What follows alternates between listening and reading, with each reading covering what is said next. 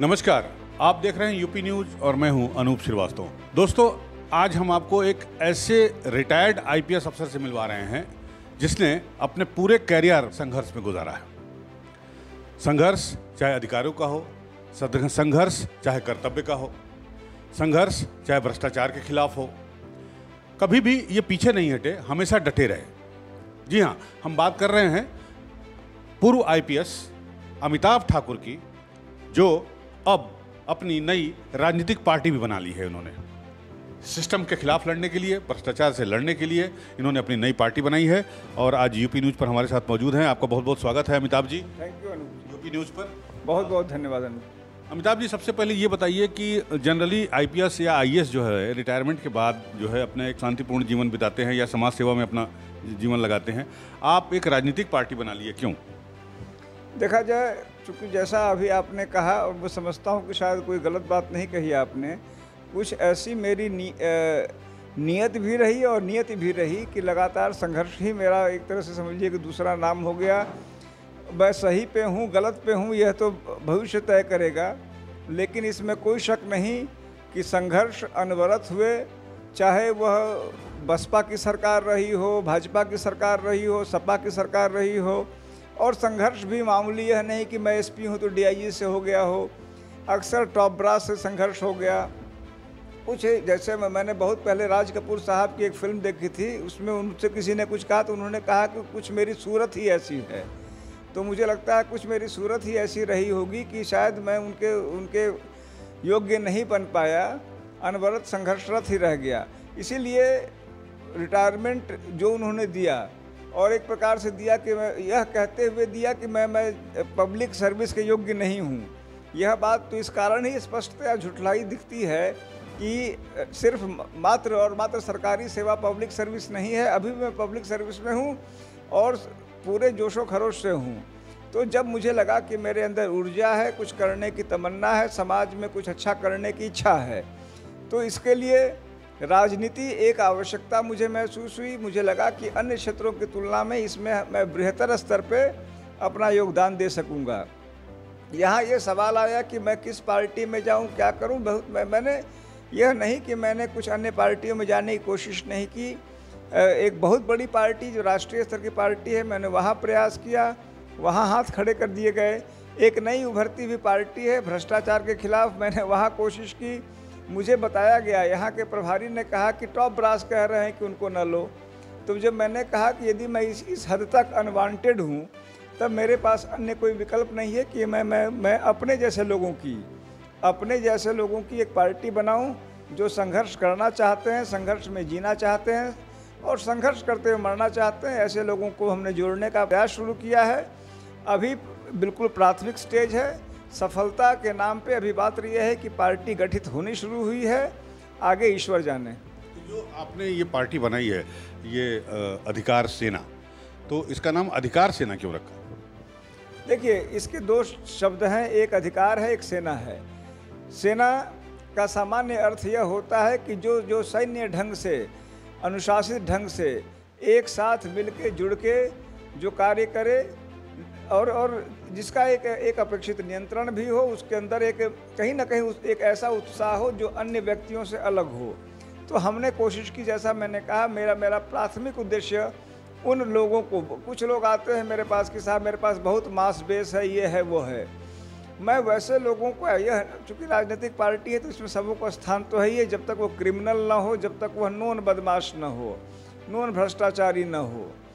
लेकिन मैं ऐसे लोगों की तुलना में उन लोगों को तवज्जो देता हूँ जिनके अंदर वह उत्साह हो कि वह कुछ परिवर्तन करना चाहते हैं, उनके अंदर एक उत्साह हो। जैसा कि भारतीय सेना में होता है, अन्य सेना भी अपने अपने ढंग से कहती है कि हमारे सैनिकों में उत्साह है। तो मैं ऐसे उत्साह वाले लोगों के साथ काम करना चाहता हूँ, उनके लिए काम करना चाहता हूँ, उनके साथ मिलकर समाज में कुछ करना चाहता हूँ। अतः मैंने सेना शब्द का चयन किया। जहाँ तक अधिकार शब्द का प्रश्न है, हर नेता, हर अफसर, आम आदमी को, अब मैं आप आम आदमी हूँ, आप भी आम आदमी हैं, आम आदमी को सिर्फ यह समझाती है कि भाई तुम अपने कर्तव्य करो, नागरिक अपने कर्तव्य करो। मुख्यमंत्री कहेंगे, प्रधानमंत्री कहेंगे, राष्ट्रपति कहेंगे, यह कोई नहीं कहता कि संविधान ने सारे अधिकार तुमको दे रखे हैं, हम भारत के लोगों को अधिकार है, तुम अधिकारों के लिए संघर्ष करो, तुम अपने अधिकार मांगो। तो हमने कहा कि नागरिक के जो अधिकार हैं वह अधिकार नागरिक को मिले, उनके अंदर यह चेतना जगे कि ये अधिकार मेरे हैं।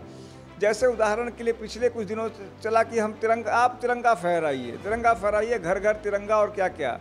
मेरा कहना है तिरंगा आपने मुझे नहीं दिया है, किसी पार्टी विशेष ने नहीं दिया है, तिरंगा हमारे संविधान ने दिया है, तिरंगा हमारे एक लंबे संघर्ष ने दिया है, हमने अपने खून पसीने से तिरंगा पाया है। तो आप इसमें कैसे मिडिल मैन हो गए कि आप कह रहे तिरंगा फहराओ और तिरंगा नहीं फहराओगे तो ये हो जाएगा, वो हो जाएगा। तिरंगा तो मेरा ही है, मैं तिरंगा हूँ और तिरंगा मेरा है। लेकिन जिस प्रकार से लोग मिडिल मैन बन जा रहे हैं और हर चीज़ को अपना बता रहे हैं, मैंने 10,000 करोड़ रुपए इस गांव के लिए दिए, इस शहर के लिए दिए, इस प्रांत के लिए दिए।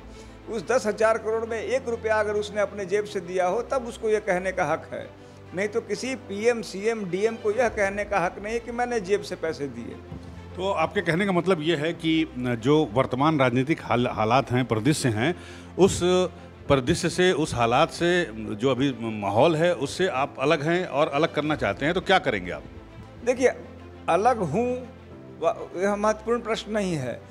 कई पार्टियाँ आई जिन्होंने कहा कि हम चाल, चेहरा और चरित्र में अलग हैं, we are with party with difference.